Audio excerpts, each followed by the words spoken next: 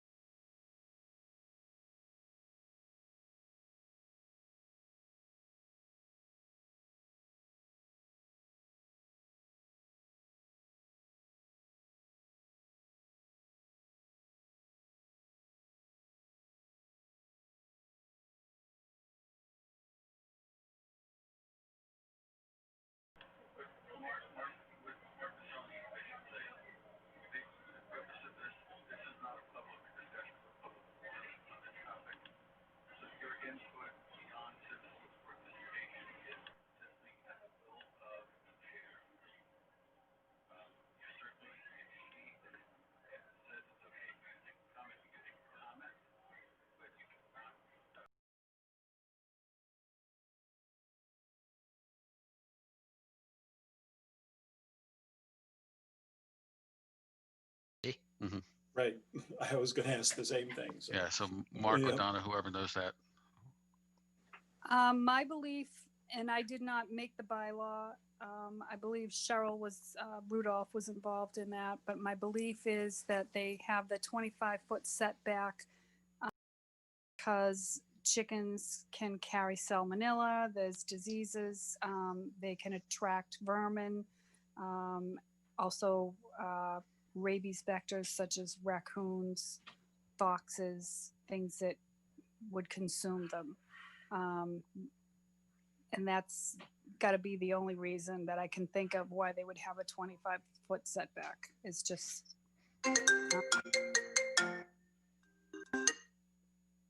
Okay. So the way I see it, it's to protect the family carrying or housing the chickens.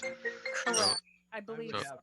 And I would have to agree with Donna. The first feedback I would have for that, if that's the case and the rest of the board would consider a waiver to this rule, that I would think that as long as there isn't a situation where the town or the board could be liable for waiving that if something were to get sick, perhaps having an official waiver of liability that the family would sign as a contingency to the waiver might be something to consider.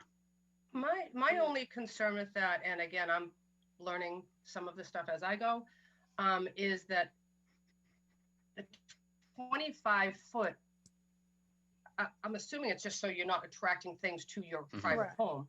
But if I'm just going to use as an example, Susan, because you're here, is if her chickens were 25 feet from the house, and let's just say she got salmonella from the chickens, it's no different from it being attached to her house versus 25 feet out. So that might be something we should review.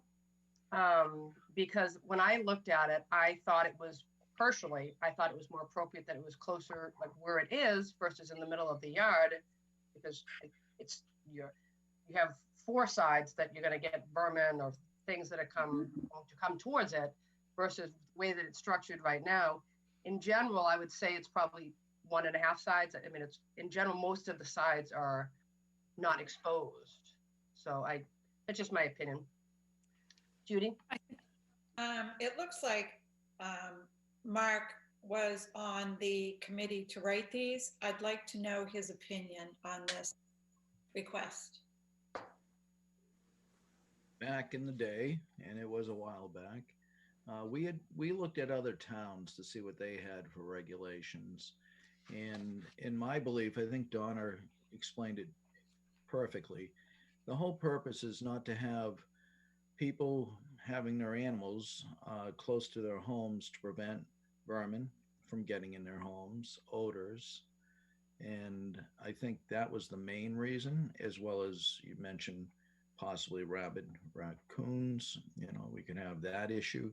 I think it's a matter of who's taking care of the process. I believe Susan has given a great demonstration on the actual situation at her location.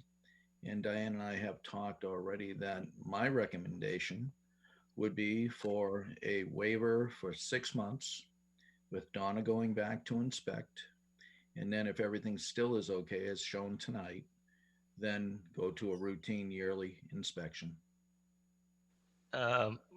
Inspection wise, I thought there was some kind of a fallback on to do the inspection next year. Isn't that right? That is correct, through the Okay, state.